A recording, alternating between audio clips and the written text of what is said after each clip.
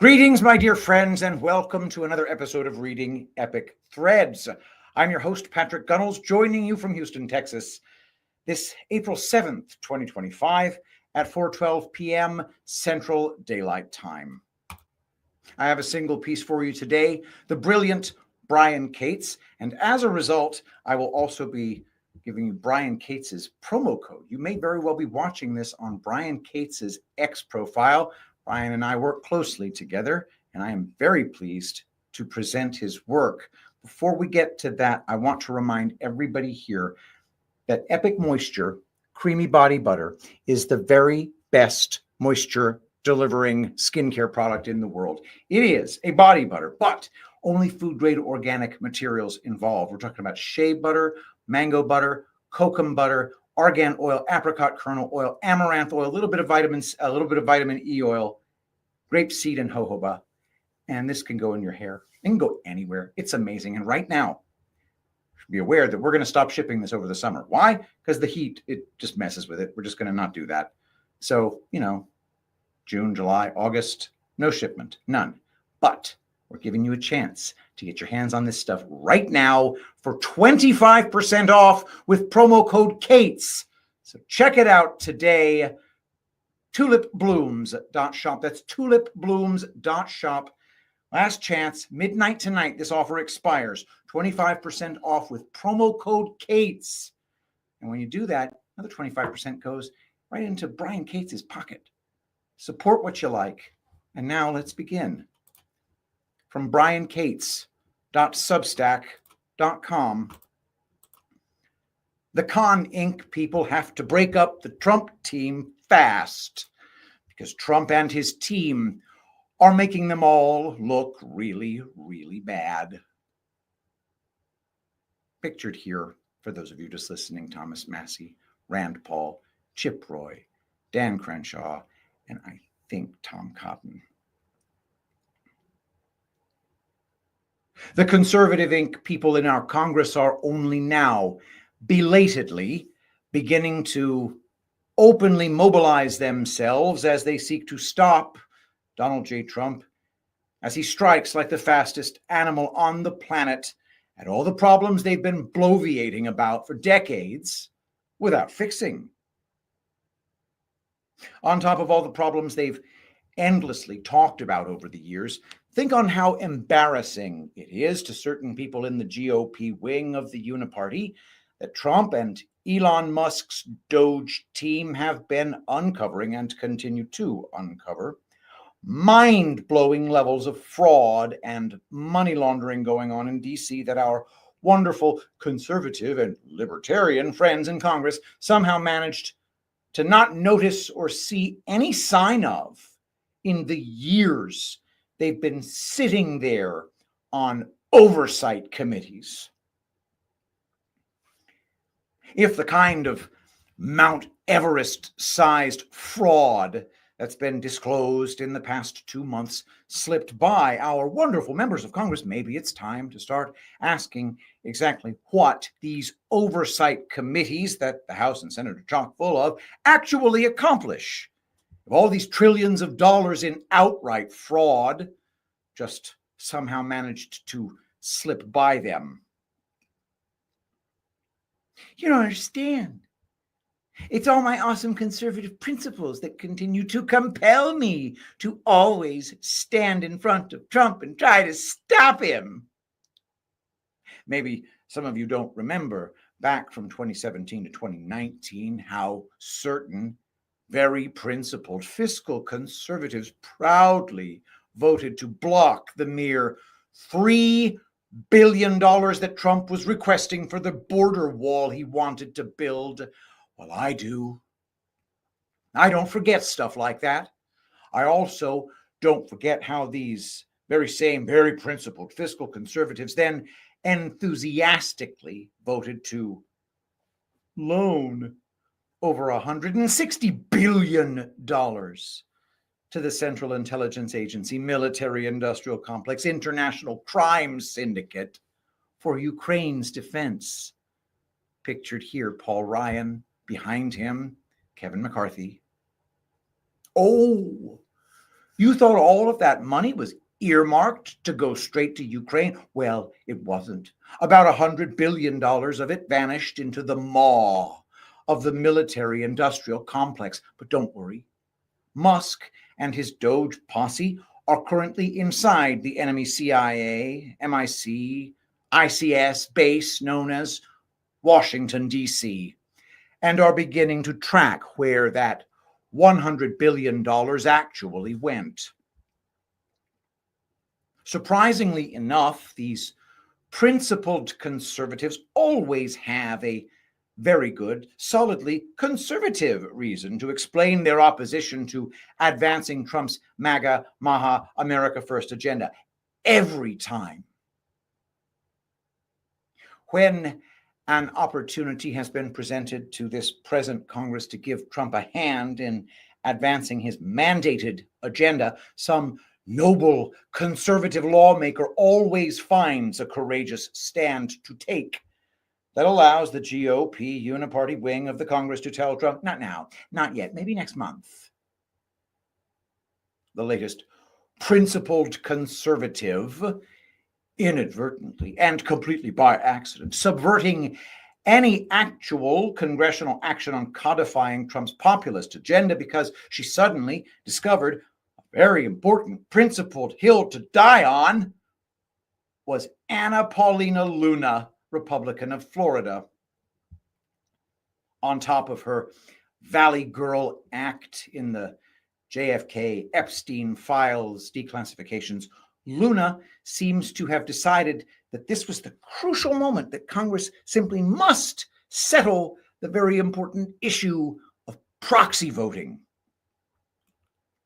While Luna was making this fight on the GOP side of the aisle, a Democrat representative was literally lugging her newborn infant hither and yon all over the House chamber, much of DC, and posing for cameras with the burbling little one while giving endless interviews about how hard it was to show up to vote in the House chamber while having a newborn. I'm going to go way out on a limb here and say if she can fly with a newborn all the way from Colorado and then do a photo op on the House floor with said infant, Brittany Pedersen could show up to vote also. Facing the tag team of Luna and Pedersen, House Speaker Mike Johnson decided to adjourn Congress over this proxy voting issue. So we're heading into month 3 of the Trump 2.0 administration, where Congress has gotten zilch done in advancing Trump's agenda, but it was a very principled adjournment.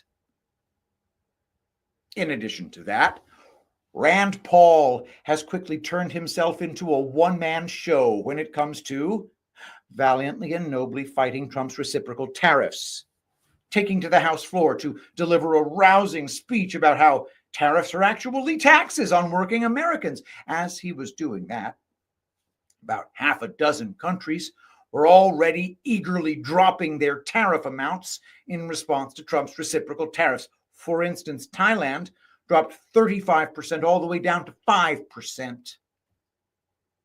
Even as the Con Inc.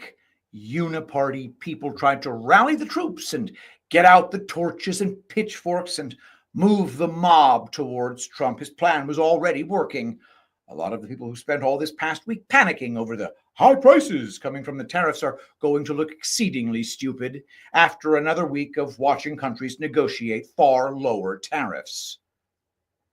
Apparently, it escaped Rand's notice that for decades, over 50 countries out there that we trade with, many of whom we send billions of dollars every year in foreign aid, tax the United States up the wazoo to give American products access to their markets. Meanwhile, the U.S. hasn't been taxing them anything for access to our U.S. markets. Trump has been using everything but signal flags since the 1980s to call for an end to this insanity as the trade deficits ballooned to cartoonish proportions.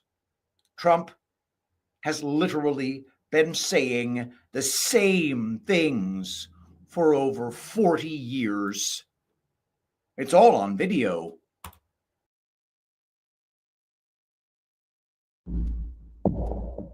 Despite the uneven consequences, President Trump was all in on the tariff strategy. It's a strategy he's been talking about for years, as far back as the late 1980s, when he first tested the possibility of becoming president. Our guest, the famed developer Donald Trump of New York. Back then, Trump's target was Japan and its trade practices. The fact is that you don't have free trade. We think of it as free trade, but you right now don't have free trade. And I think a lot of people are tired of watching other countries ripping off the United States. This is a great country. He believed from the beginning that there's really nothing worse than being laughed at. They laugh at us. Behind our backs, they laugh at us because of our own stupidity. And he came to see the Japanese as laughing at the United States, at taking advantage of the United States by stealing the jobs, by dumping product here. We let Japan come in and dump everything right into our markets and everything. It's not free trade. If you ever go to Japan right now and try to sell something, forget about it, Oprah. Just forget about it. It's almost impossible. After Japan's economy cratered, Trump shifted his ire to a rising economic power, China. They are ripping us like we've never been ripped before. If you look at Japan, if you look at China, where we lose $100 billion a year with China. He's been saying the same thing for 30 years.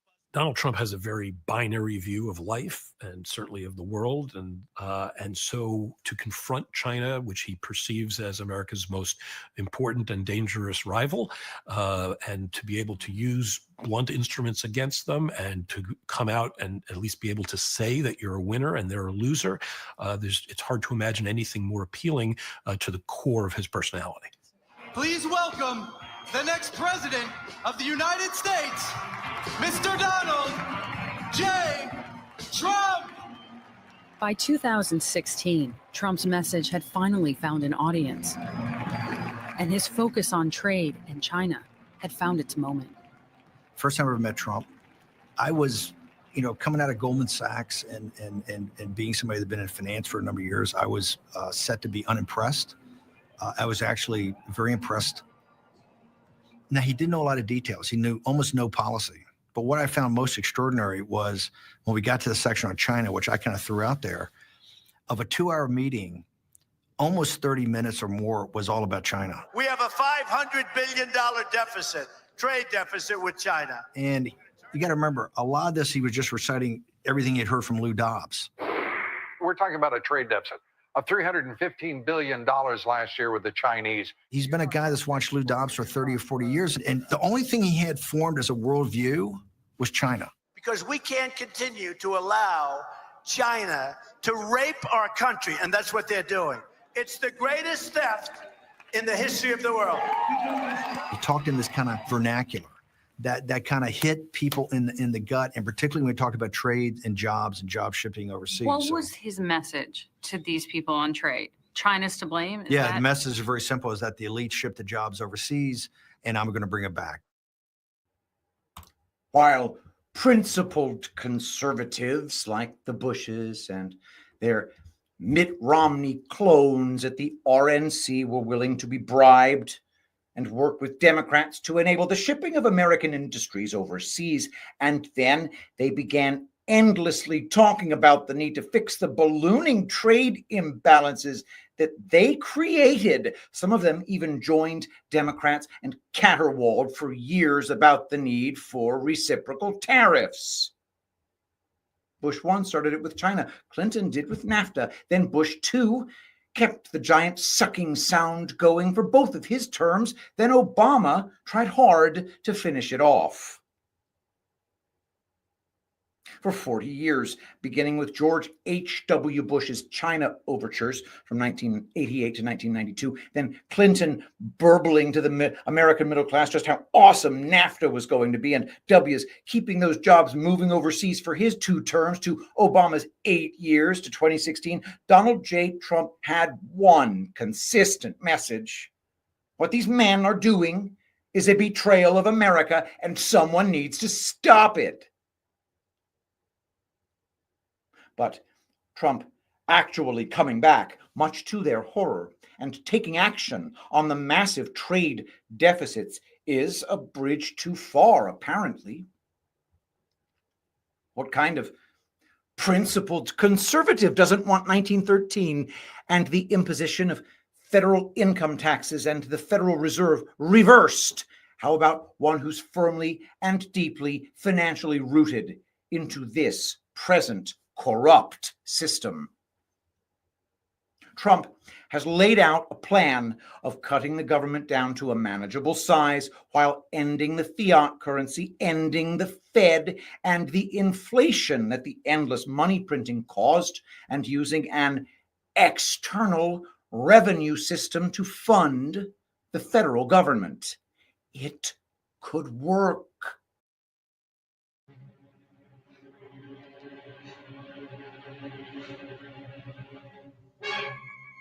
It could work!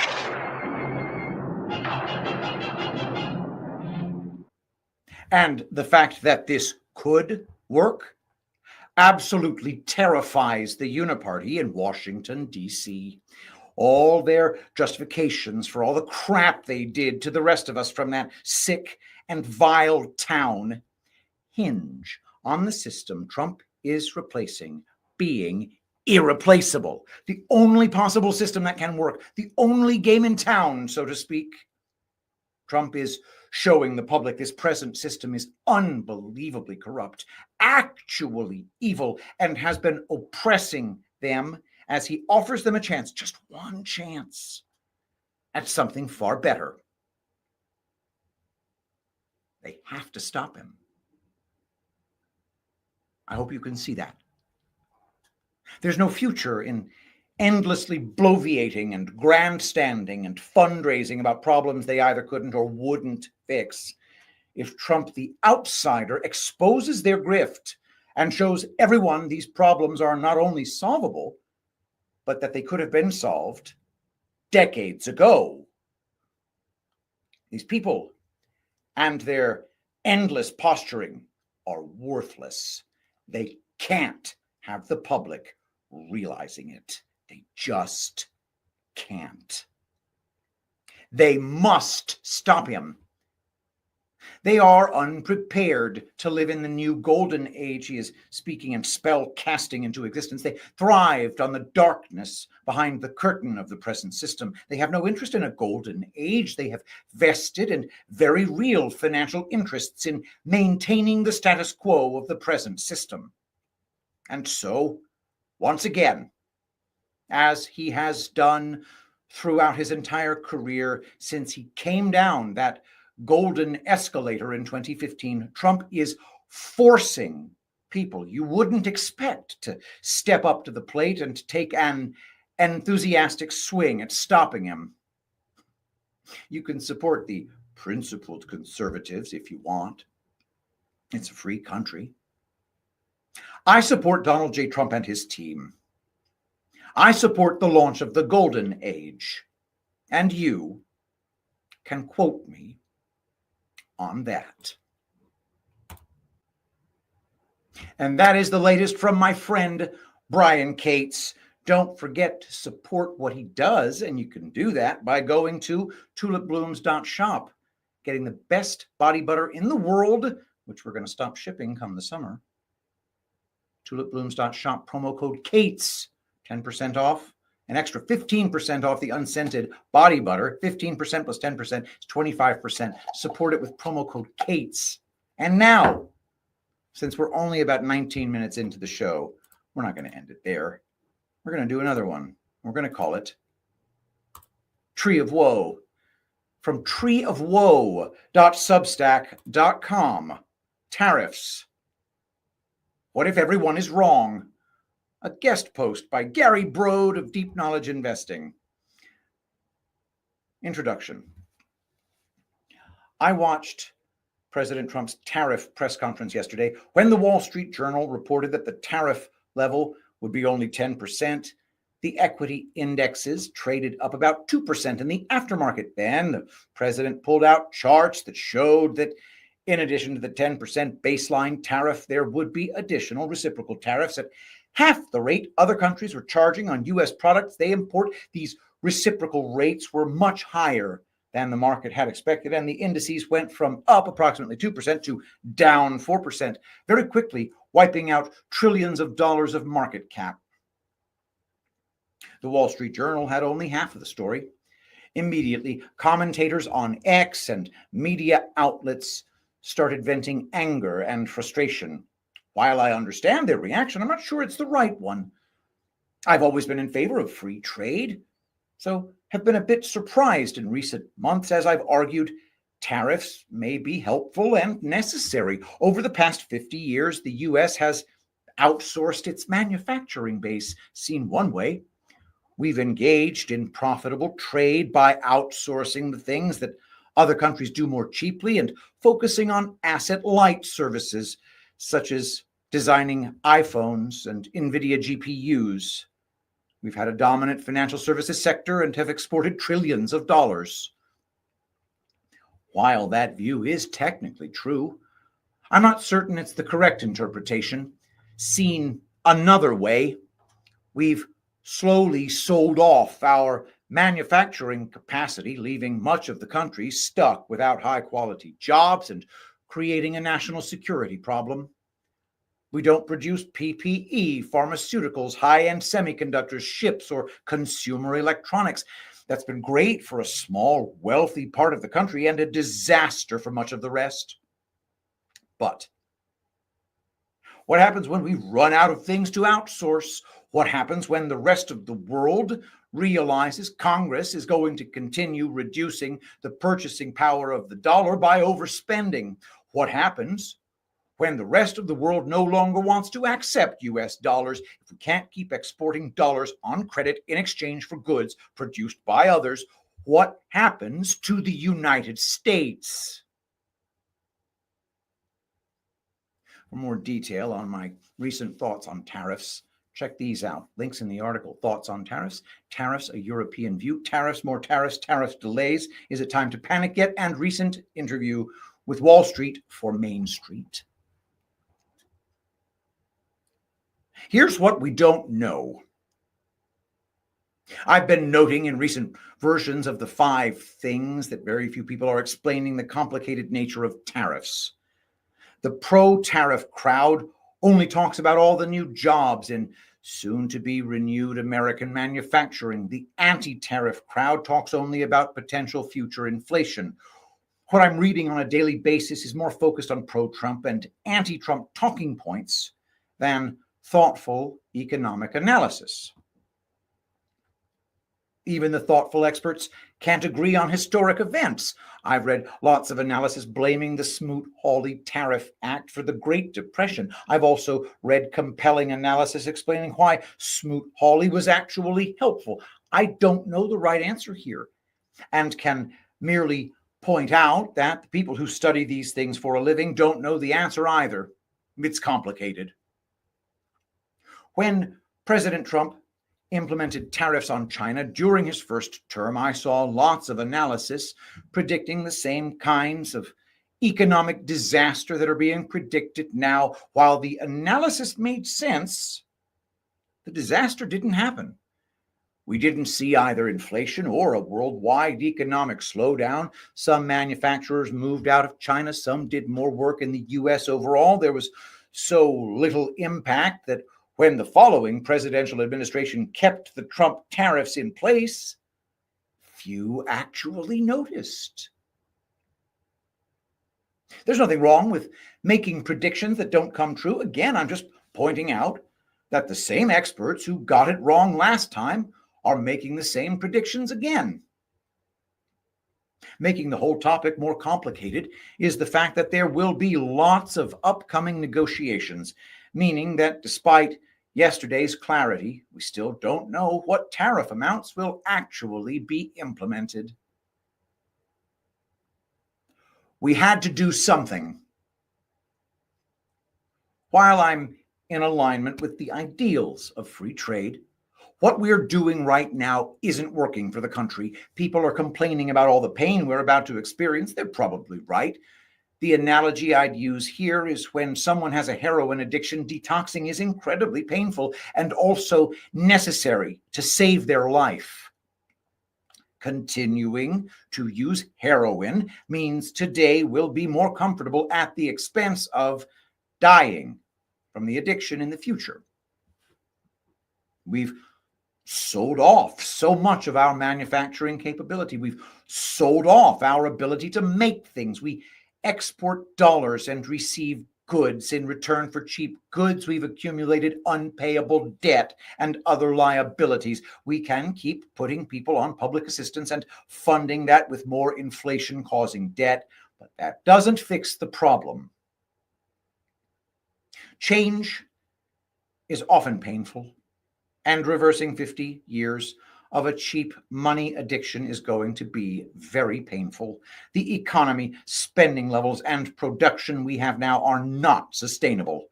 So we either try to fix it and accept the inevitable pain, or we hand the problem to the next generation. Maybe the tariffs don't work, but continuing on our current path definitely isn't working. With friends like these,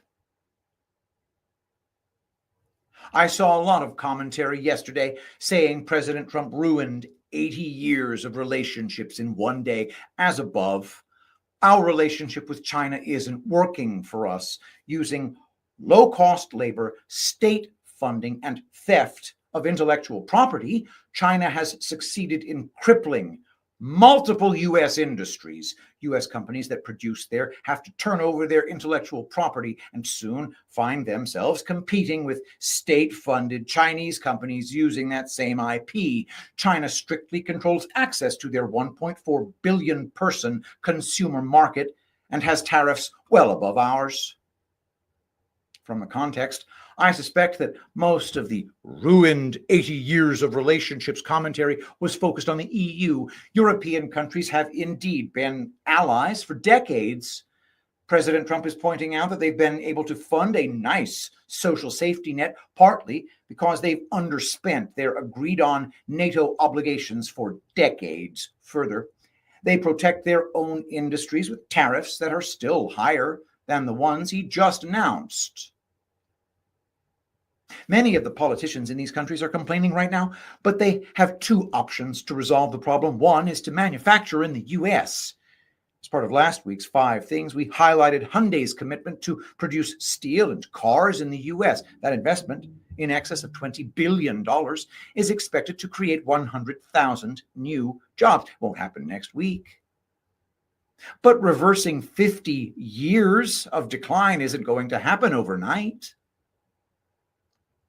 There was an article in today's Wall Street Journal noting that half of German engineering businesses want to boost investment in the U.S. It sounds like a win-win to me. Germans can build plants here in the U.S., take advantage of our cheaper energy, and access our huge consumer market with no tariffs. The U.S. gets investment, jobs, and German engineering. I hope they're already talking with Secretary Rubio's office.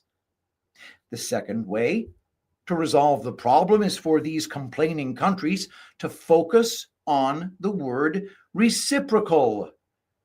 Israel has already announced it will eliminate tariffs on U.S. imports. I expect President Trump will adjust U.S. tariffs on Israeli products in response. Last night, I saw that Denmark wants to enter negotiations with the U.S. DKI has many amazing Danes in our community, but to the best of my knowledge, none of us has access to high levels of the Danish government. Still, it's not a big stretch to conclude that Denmark is hoping to carve itself out from the EU and work out a deal resulting in lower tariffs for U.S. exports to their country in exchange for lower tariffs on Danish imports here.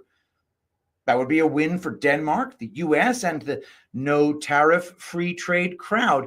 DKI welcomes Hyundai's new U.S. production, potential German engineering, and beneficial reciprocal trade with Denmark. I saw the Israeli and Danish comments last night.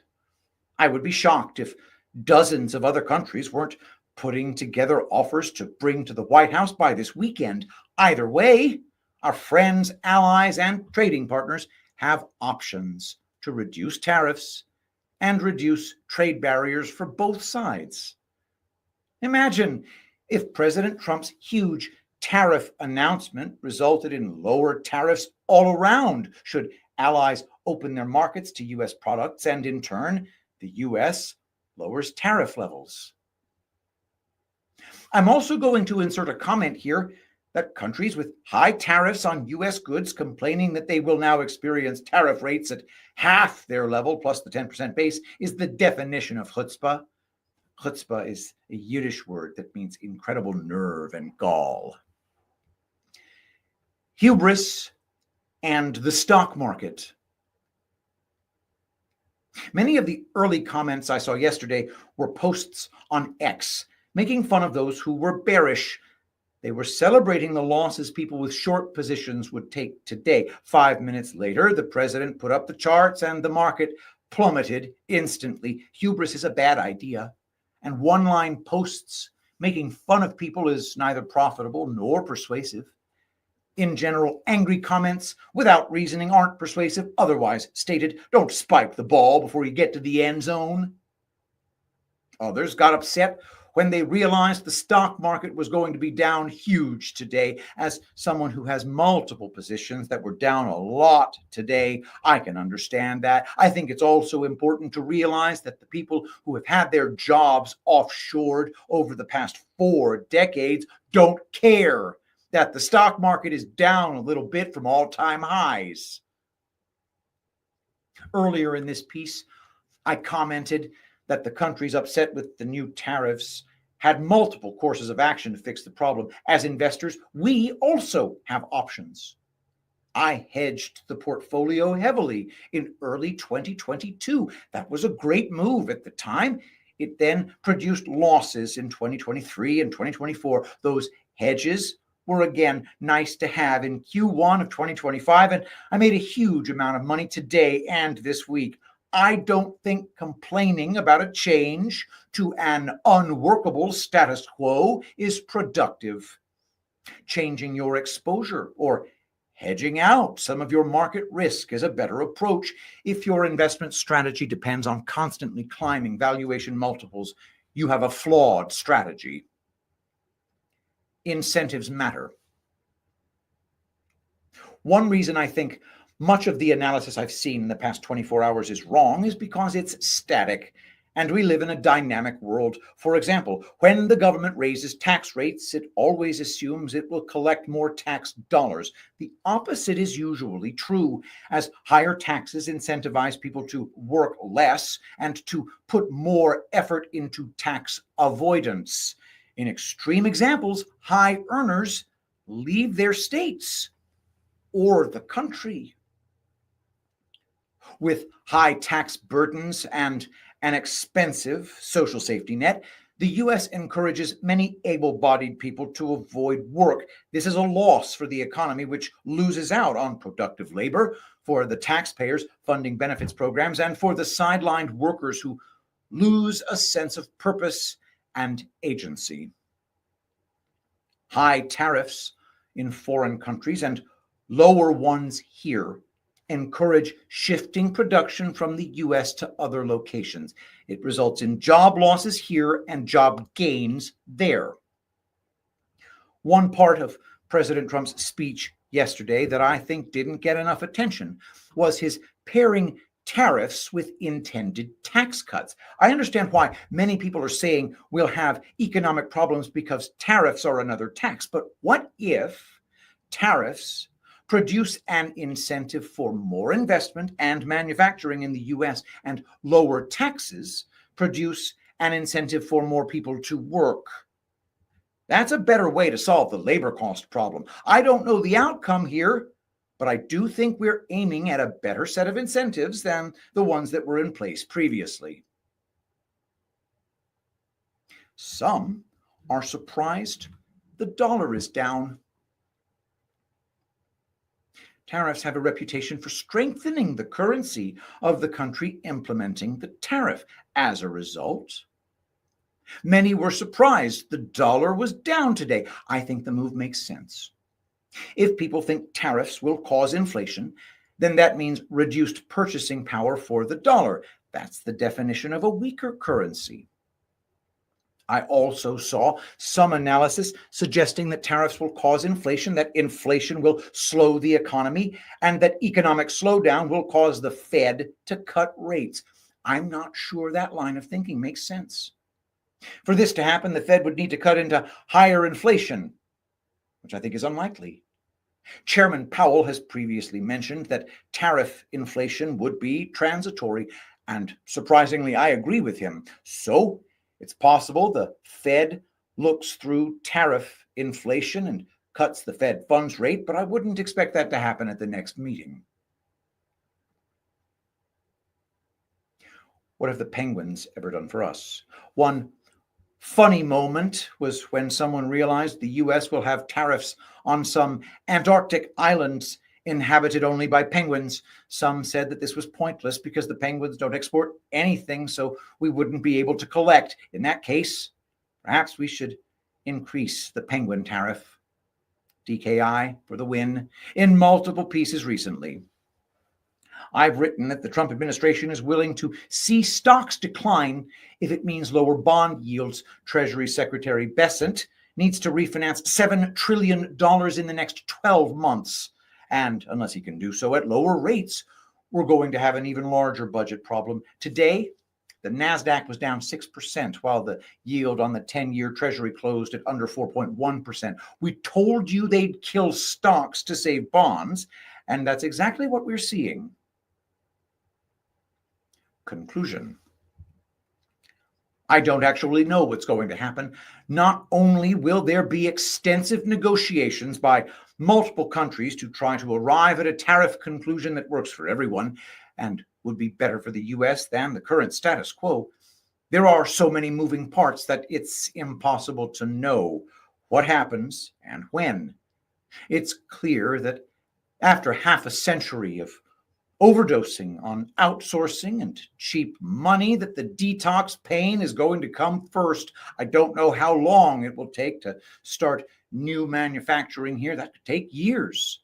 The plan is short-term painful, with the hope that we see positive results sooner rather than later.